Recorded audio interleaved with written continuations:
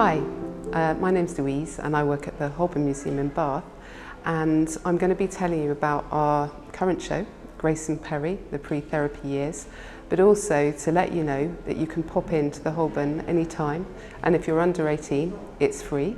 If you're studying a creative subject or maybe art, GCSE or A-level, it's a great place to get creative inspiration, so come and check us out.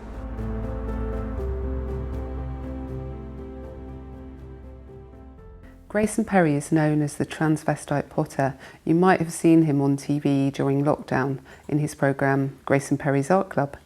He grew up in the 70s and 80s and has become something of a national treasure. And I'm going to show you some of his pieces now, hopefully to inspire you to create your own identity vase. So this pot is called Paul Conran, Art Lover, and Grayson made it as a funeral urn to keep ashes in, and he made it for his friend and early art dealer Paul Conran. You can see in this pot how Grayson Perry is really interested in older pieces of ceramics, because this one is referencing Wedgwood pottery, which you might know. It's blue and white and it's called jasperware, and he's using a lot of those ideas here with the very dark navy and white, which are high contrast. And some of the things that he's using, you can see he's used letter stamps to press into the clay to get that effect, and also stenciling, where you might cut a shape that you want masked out. So you can see the Viking boat here that's been masked out, and then he's painted the darker blue on top. He's used a lot of symbols which you might want to think about, such as an hourglass. He's got a clock, the Viking boat, and these strange scythe-like images, and also the Grim Reaper, and they're all referencing the idea of death. What I love about this piece is the really simple imagery that he's achieved by using very simple stencils that he's cut out, and it's something you could explore when you're making your pot too.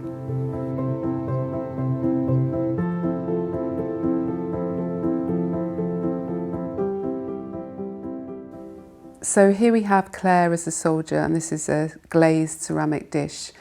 And I think this is really good and very representative of Grayson Perry's exploration of so many different techniques and styles. So here's his alter ego, Claire, staring directly at you with her very blue eyes. And if you look at the drawing or sort of painting behind in this, what looks like blue ink, it's very illustrative, very loose and free, and it contrasts with the much more careful line drawing in the face and hand. And the way he's achieved that is using a technique called sgraffito, where you incise into the dry clay before it's fired, and you can get these beautiful lines, but it does look like very delicate line drawing. And he's also used what again you could use as collage, but are actually transfers of paintings onto her blouse. So I think this is a really good example of Grayson Perry's work, and it brings together so many of the different techniques that you might see in some of his other work.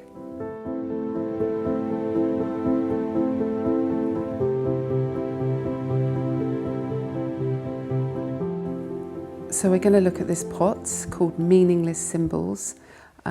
It's a beautiful vase, and it's one of my favourites.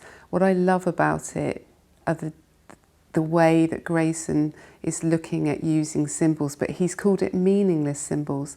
And I think what he's talking about is how cultural appropriation, how people use symbols from different cultures and maybe things that they don't really understand to give things meaning. What do these symbols mean? We've got the Queen, I can see, and Lady Diana here. He often uses the royal family. But then we've got these strange animals. They look a bit like cave paintings from Lascaux, and other transfers he's put on that maybe look like somewhere from South America. And all these things are covering the surface to make it look very beautiful. They're very decorative. And I think Grayson is very interested in the contrast between decorative things and what they actually mean.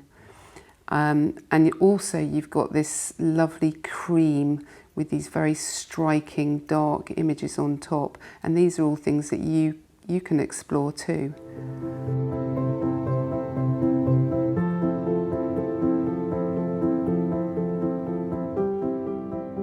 So here we have 4 seasons, and this is quite unusual because it's not one of the rounded vases, it's a 4-sided vase, and Grayson uses it in a very interesting way. So he's basically got 4 flat sides to work on, and I think in all his work he's loving using ceramics and vases almost like you would a flat canvas as a surface to decorate. So on one side we've got spring, summer, autumn, winter, but spring again we see Claire, and I think this really shows you how he's mixing up so many different styles. So we've got very loose, like abstract brushstroke using the slip, and then we've also got beautiful, tight, careful drawing, and also pattern, and the contrast between these things are what make them so exciting and interesting visually.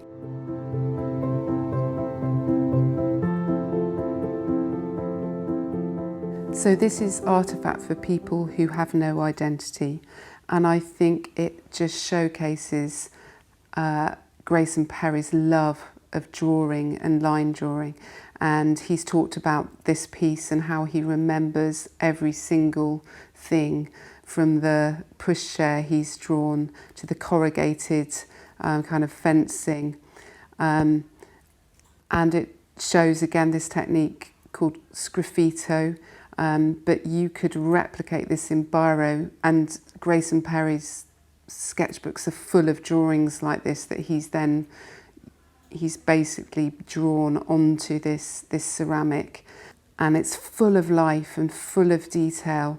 And I love the way that he's used the gold luster in the background just to make it precious, make it special. So although the scene is very everyday and it's not a particularly beautiful scene, he's elevated it with this beautiful gold background. So hopefully you've been inspired by looking at Grayson Perry's work, and I'm going to just show you some possibilities, thinking about how you might want to respond to what you've seen. So you could use a tile. Here's one that I did earlier. So this is just a plain ceramic tile. Or you might want to use a plain, can you hear that? It's bisque fired, just a vase. And you're using these like canvases, just as Grayson does, as a surface to decorate and say what you want to say, because that's definitely what he does. You might want to think about identity, who you are, what you want to say about yourself, how you want people to see you, or how you really feel inside. Or you might want to use this surface as a platform to talk about things that are happening now. Grayson Perry is very political.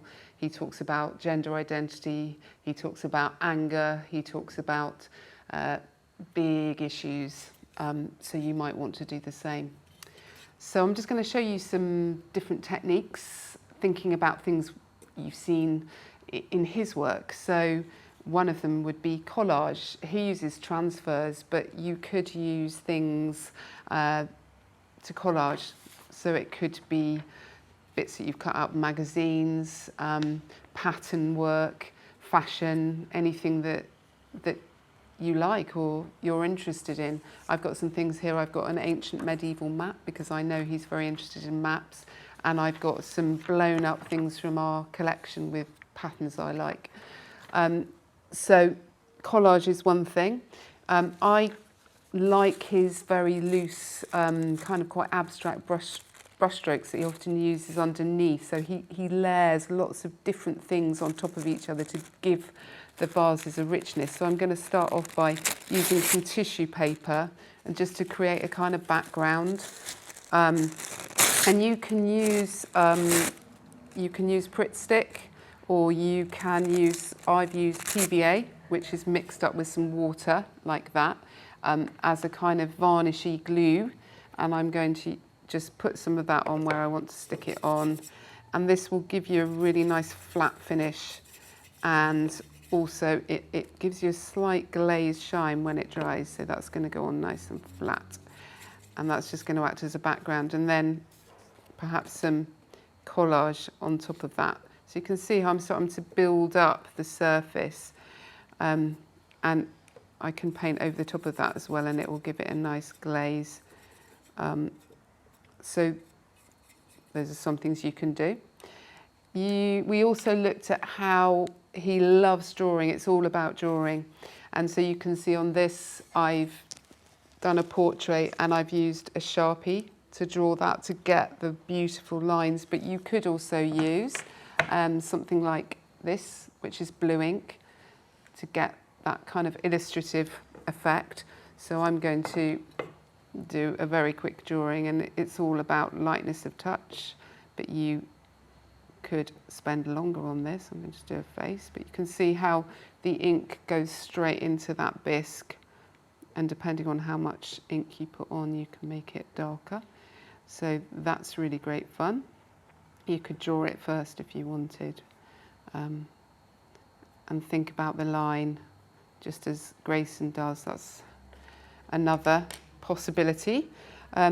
Also with the stamps, you might have seen these, they're really cheap.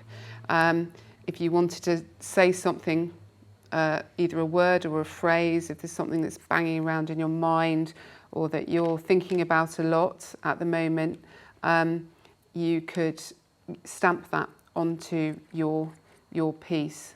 I can see spy here, I don't know. So I'm just going to get these and I'm going to use them to stamp a word on. Obviously when he does it, it's into fresh clay, but you can still get the same effects and you can still get your message across by using these. But obviously he sometimes covers his whole pots in writing about how he's feeling or what he's thinking. So another technique you can use is stenciling that Grayson's used in the Paul Conran pot. So you can cut a stencil. It could be very simple, like a circle or something like that, or a bit more complex. And you can basically dab the paint around it. So you're masking out where you put the stencil. This one's a bit more complicated, but you can see I'm holding it down, masking the white and putting, this is just ordinary poster paint I'm using, and then when you take away you've got the image there, which he uses a lot. The last thing I wanted to show you is the sgraffito technique, and that when he's doing it, he's actually using something very sharp and pressing into the clay, but you can't do this because it's already been fired. So we're going to put some white, this is just white paint, on top of something darker. So I just put some blue tissue paper like this, and I'm going to just let that sink in for a bit, and then you can use something sharp like the back of a brush or a nail or anything like that, and you can draw in. You see, that is a bit like the sgraffito technique that he has used, so you can do patterns with that to get that technique as well. So those are some basic techniques that have been inspired by Grayson Perry's work, and I hope you can explore them a little bit more and you enjoy saying what you want to say on your pot, because that's what he's using his vases to do. We're going to show you some work that's been made by other students, hopefully that will inspire you too. So hope you enjoy making and creating.